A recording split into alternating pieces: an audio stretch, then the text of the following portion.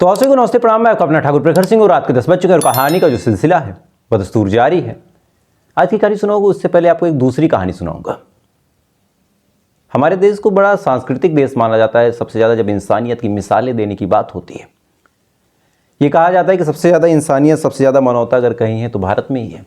उसको लेके अलग अलग एग्जाम्पल दिया जाता है कि फला राजा ने एक कबूतर के बदले अपनी जान मांस के टुकड़ों में काट के दी थी। सबसे ज़्यादा दान पुण्य करने वालों के बारे में कहा जाता है कि भारत में ही है। पुण्य के नाम पे न जाने कितने करोड़ लोग गंगा नहाने आ जाते हैं। तमाम मुसीबतों के बावजूद श्रद्धा और आत्मविश्वास हमारे देश में कूट कूट के भरा है। लेकिन ये अधूरा सच है। शायद जितने हीनियस क्राइम और जितनी छोटी छोटी चीज़ों को लेकर क्राइम हमारे देश में होता है और जितनी घटिया सोच हमारे देश के लोगों के अंदर अब बसती जा रही है, पूरी दुनिया में नहीं देखने को मिलेगी। ऐसा क्यों कह रहा हूँ, पहले आप आज की कहानी सुन लीजिए, फिर बताऊंगा। कहानी उत्तर प्रदेश के सहारनपुर की है। सहारनपुर में एक शख्स रहता था जिसका नाम था अभिषेक। शादी की उम्र हुई, लड़की की तलाश शुरू हुई। अलग अलग जगहों पे तलाश करने के बाद फाइनली एक लड़की से उसका रिश्ता तय हो जाता है। अभिषेक देखने में बड़ा स्मार्ट था, तेज तर्रार था, सारी चीज़ें बिल्कुल बढ़िया थी। लिहाजा अभिषेक की उस लड़की से बड़ी धूमधाम से शादी हुई। घर परिवार के तमाम लोग खुश थे कि भाई बहू आएगी। इधर वाले भी खुश थे कि जो बिटिया थी अच्छे घर में जा रही है। लेकिन शायद ये एक अधूरा सच था। असल सच्चाई अभिषेक की कुछ और थी। अभिषेक शादी करके जब अपनी पत्नी को अपने घर पे लाता है, लाने के बाद कुछ दिनों तक तो तमाम चीज़ें बिल्कुल ठीक चलती रही। लेकिन जैसे जैसे वक्त आगे बढ़ा, अभिषेक और उसके परिवार वालों ने अपना असली रंग दिखाना शुरू किया। पहले तो थोड़ी बहुत दहेज की बात की गई, फिर धीरे धीरे और डिमांड की गई। अंत में ये कहा गया कि 25 लाख रुपए और एक स्कॉर्पियो दहेज लेके आओ। अब शादी के पहले तक ये डिमांड अगर हो तो शायद चीज़ें ठीक रहती हैं। अगर लड़की वाला कंफर्टेबल है देने में तो दे, नहीं तो फिर भाई दूसरा रिश्ता देखे। तुम भी उस जगह पे जाओ जहां तुम्हारी ये लालच, ये हवस मिट सके। बहरहाल जब डिमांड किया गया, इधर लड़की ने सोचा कि अपने घर वालों से बोले कैसे, क्योंकि एक शादीशुदा महिला की ज़िंदगी में अब दोनों तरफ का ढकना होता है कि मेरे ससुराल वालों को भी कोई ख़राब ना समझ पाए, मेरे पति को भी कोई ख़राब ना जाने, और इधर मेरे मायके वालों को भी कोई गड़बड़ ना समझे। तो अक्सर ये जोड़ तोड़ करने में ही औरतों की ज़िंदगी गुजर जाती है। बहरहाल जब डिमांड की गई, पत्नी ने कुछ कहा नहीं। उसके पता था कि पापा उसके जो हैं बेचारे दे नहीं पाएंगे। इधर जब डिमांड ज़्यादा बढ़ी, इसने मना किया। फिर इसको टॉर्चर करना शुरू किया गया। धीरे धीरे इसको काफ़ी टॉर्चर किया गया। इसने फिर दबे कुचले स्वर में अपने घर से कहा, घर वालों ने कहा कि बेटा अब हमारी हैसियत नहीं है कुछ देने की, समझाओ। घर वालों ने बातचीत भी की, लेकिन इनके मन में एक लालच भर चुकी थी कि पैसा लेना ही लेना है, दहेज चाहिए ही चाहिए। लिहाजा कुछ टाइम तक मामला ठीक ठाक चलता रहा। उसके बाद फिर पत्नी को परेशान करना, टॉर्चर करना इन लोगों ने शुरू किया। जब बात नहीं बनी, दहेज में कुछ नहीं मिला, तो फिर इन्होंने एक खौफनाक प्लान बनाया। इनके दिमाग में आया कि कहीं हम दहेज मांग रहे हैं इस वजह से जो लड़की है वो तलाक ले ले और तलाक लेने के बाद किसी और के साथ शादी कर ले तो हमारी बड़ी बदनामी हो जाएगी। लिहाजा एक काम करते हैं, इस लड़की का ऐसा हाल कर देते हैं कि कोई भी इससे शादी ही ना करे और पूरी ज़िंदगी इसको कभी भी पति का प्यार ना मिले। उन्होंने एक प्लान बनाया। प्लान बनाने के साथ पता किया कि कौन सा ऐसा शख्स है पूरे इलाके में जिसको HIV हुआ है। तलाश किया उसका। उसके बाद जिस इंजेक्शन से उसको दवा लगाई गई थी वो इंजेक्शन लेके आया। उसमें कोई दवाई रखी और फिर वैसी HIV एड्स वाले इंजेक्शन को इस लड़की के शरीर में इंजेक्ट कर दिया। यानी अब ये लड़की HIV पॉजिटिव हो चुकी थी। अब ये चीज़ जब हुई तब लड़की अपने माँ बाप से तमाम चीज़ें बताती है। माँ बाप बेचारे जब सुनते हैं पैरों तले ज़मीन खिसक जाती है। उसके बाद माँ बाप इस लड़की को लेके पुलिस थाने जाते हैं, FIR करते हैं। उसके बाद अब गिरफ्तारी हो रही है। तो आप सोचिए कि एक लड़की से पहले दहेज मांगा गया, दहेज जब वो देने में असमर्थ हुई, उसके बाद उसको छोड़ने की धमकी दी गई। फिर दिल में ये डर उठा कि कहीं ऐसा तो नहीं है कि ये लड़की किसी और से शादी कर ले, हमारी फजीयत हो जाए। तो एक काम करो, इसको इस लायक बना दो कि कोई इससे शादी ही ना करे, यानी इस लड़की को HIV पॉजिटिव कर दो। बहरहाल अब मामला हाईलाइटेड है, मुझे लगा ये अवेयर आपको ज़रूर करें कि अगर किसी भी बहन किसी भी बेटी के साथ कभी ऐसा हो तो बेझिझक सबसे पहले माँ बाप से बताए, और दहेज की पहली डिमांड पे ही अगर कोई एक्शन ले लिया जाए, आप छोड़ दीजिए ऐसे संबंध को, तोड़ दीजिए ऐसी शादी को, नहीं तो उसका जो परिणाम होता है धीरे धीरे बहुत बद से बदतर हो जाता है। और ये बात इस बात का क्लियर एग्जाम्पल है कि लड़की की ज़िंदगी बर्बाद हो गई। खैर, अब आपको आज की मेन कहानी बताते हैं। आज की भी कहानी उत्तर प्रदेश की बिजनौर की है, जो दूसरी कहानी है, और ये कहानी भी हर एक लड़की को बहुत कुछ सिखाएगी, बहुत अवेयर करेगी, इसलिए इस कहानी को हर एक लड़की से शेयर कर दीजिएगा। बिजनौर में एक जगह लगती है झलरा, और इसी झलरा के पास बिजनौर से कीरतपुर जाने वाली एक रेलवे लाइन है, यानी एक ऐसी पटरी जिससे ट्रेनें गुजरती हैं। 2 दिन पहले सुबह सुबह की बात है, लगभग 9 बजे का वक्त रहा होगा। एक मालगाड़ी बिजनौर से कीरतपुर के लिए निकलती है, धीरे धीरे अपनी रफ्तार में आगे बढ़ रही है। तमाम लोग पटरियों पे देख रहे हैं, क्योंकि अक्सर जब ट्रेन आती है तो लोगों की नज़र पड़ जाती है। इसी दौरान अचानक से एक लड़की इस पटरी के आगे कूद पड़ती है। अब चंद सेकंडों का मामला, लोग देखते ही अवाक रह गए कि ये क्या, लेकिन इससे पहले कि कुछ कह पाते कुछ कर पाते, ट्रेन अपना काम कर चुकी थी। उस लड़की के चीथड़े उड़ चुके थे। ट्रेन पूरी गुजर गई, फौरन भीड़ भाग के पटरी पे आई, इस उम्मीद में कि शायद थोड़ी बहुत जान बची हो, लेकिन जान बची नहीं थी। लड़की कट के कुचल के मर चुकी थी। अब ये चीज़ जब आसपास के लोगों ने देखी, फौरन पुलिस को फ़ोन किया। जेब्रा पुलिस, रेलवे पुलिस, ये तमाम पुलिस के अलग अलग बटालियन आती हैं। आने के बाद फ़ौरन उस इलाके को अपने कब्जे में लेती हैं, बॉडी को ट्रैक से हटाती हैं ताकि लाइन खाली हो। अच्छे से तलाश करते हैं उस लड़की की बॉडी को, कि पहले तो शिनाख्त हो कि कौन है, कहाँ से आई है। जब अच्छे से चेक किया गया तो पता चला ये लड़की इसी झलरा गांव की है। बहुत कम उम्र, बामुश्किल 21 से 22 साल।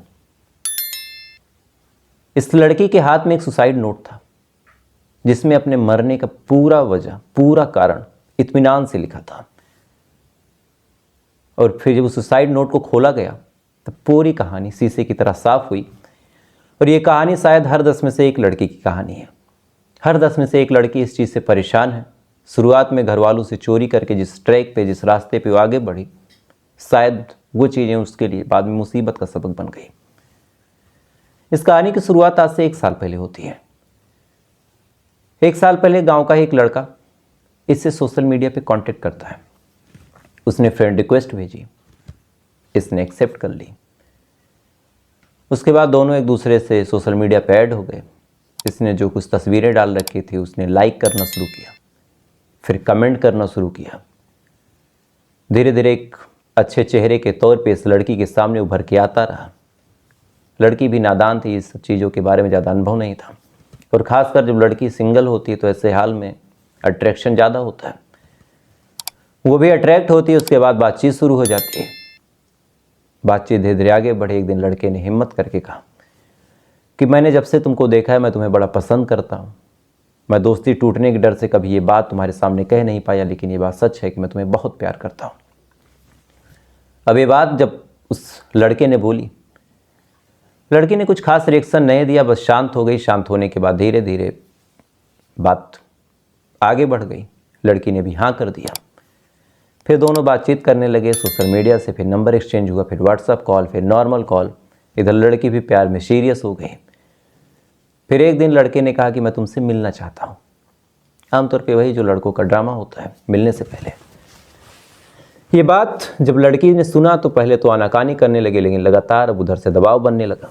इधर ये लड़की भी उस लड़के के प्यार में काफ़ी सीरियस थी। इस वजह से ये लड़की भी छोड़ नहीं पाती। रिश्ता ख़त्म होने के डर से फिर इसने फैसला किया कि मिलने जाएगी, और अंत में फिर दोनों एक सुनसान जगह पे मिलते हैं, और मिलने के बाद एक दूसरे के साथ फिजिकल रिलेशन बनाते हैं। दोनों के म्यूचुअल अंडरस्टैंडिंग के साथ हुआ। लड़की भी बालिग थी, दोनों की मर्जी से हुआ, बड़े प्राइवेसी के साथ हुआ, किसी को कानो कान भनक तक ना लगी। लेकिन ये तमाम चीज़ें कुछ ही टाइम तक चलती रही। धीरे धीरे उस लड़के का असली चेहरा सामने आया।